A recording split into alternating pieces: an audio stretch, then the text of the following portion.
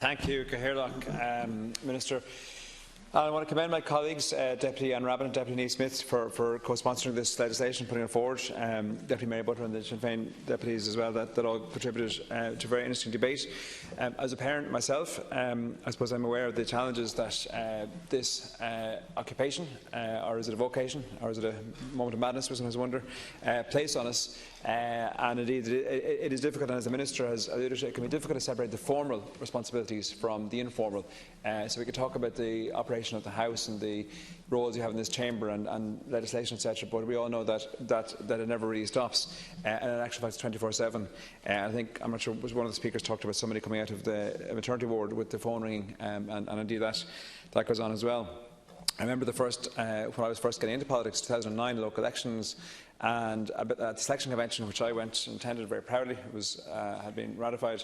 My wife and two small children at the time were present, and I heard one of the senior councillors, an outcome councillor who had served a number of years, and in their speech, which was a strong speech, and they're running again, but they had some considerable service at that stage. They reflected back on their career, and they almost apologised to their family for what had gone on for the previous 20, 30 years, when they had missed occasions and missed various special events in the family's lives, and certainly wasn't a great, auspicious opening for me as a new young person entering politics to hear that. I think my wife sort of called me aside afterwards and asked, was I really sure I wanted to go down this road?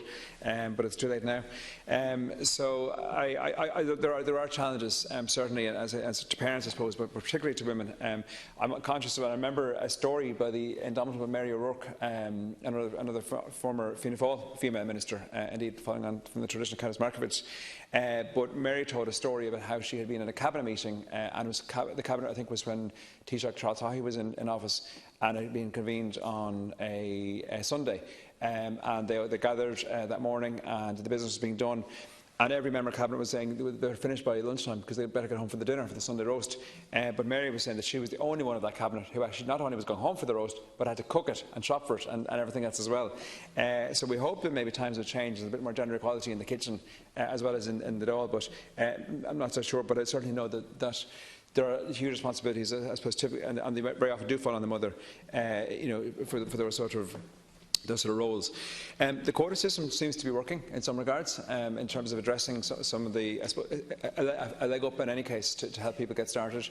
And we'd like to see more female deputies participating and being elected through that system. But certainly it seems to be a good start, and it does seem to be making progress. I suppose, again, speaking just in a gender neutral way, and I mentioned already the privacy. We don't often get to talk about these issues, but I think the privacy, the demands, even for mental health, it's a very onerous position that we hold in this House, and indeed from the wider responsibilities that flow from it. And it can be difficult to keep the whole show on the road. So it is important that members get space and get time, and indeed certainly at maternity time, it's a very important time that they would be allowed that space. One thing I wanted to talk about, and the Minister has actually already introduced the concept. When I studied this bill, and I suppose my colleagues, when they're introducing it, I wondered about. It's a very positive, progressive step to allow the member to step back, and concentrate on their very important maternal duties during that time. But in order for the House to go on, in order for their duties to be fulfilled, I was going to suggest that we examine a substitute system, and the Minister has talked about that already. I think there may be good arguments for that. Certainly a parliamentary substitute, there obviously are the constituency commitments as well, but even a parliamentary substitute, everything from votes to legislation, to amendments, to committee participation, there may be something to be looked at there.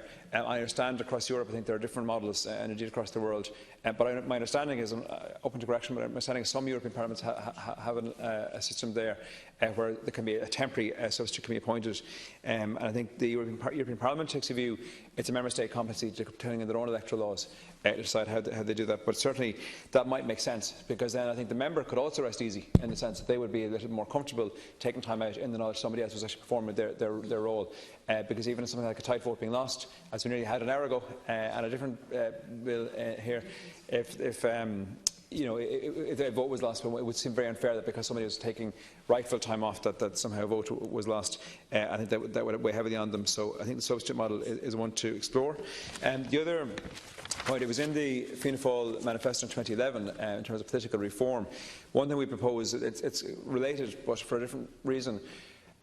was the concept that ministers, when a deputy becomes a minister, they have additional responsibilities, of course, and they have to run a department, and they have to engage with civic society and multiple stakeholders, and take on national responsibilities, at a senior level, as well as the constitutional responsibilities. We proposed in 2011 that again, a sort of delegate system be in place there, that a minister would actually cease being a deputy for the purpose for the duration of their office, and that a sort of substitute would come in instead.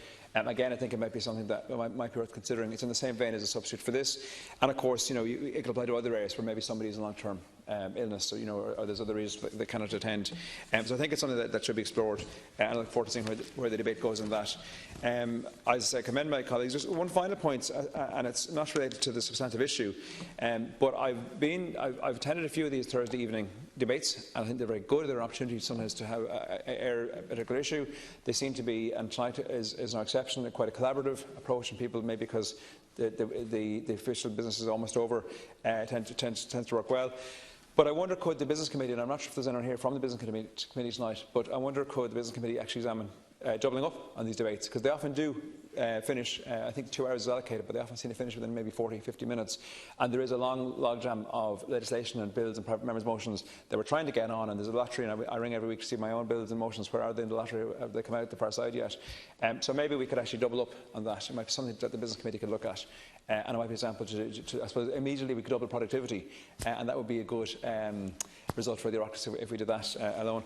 But anyway, again, commendations to my colleagues, Deputy Smyth and Deputy Rabbitte, and I look forward to following the debate on the bill as it goes through the next stages. Thank you.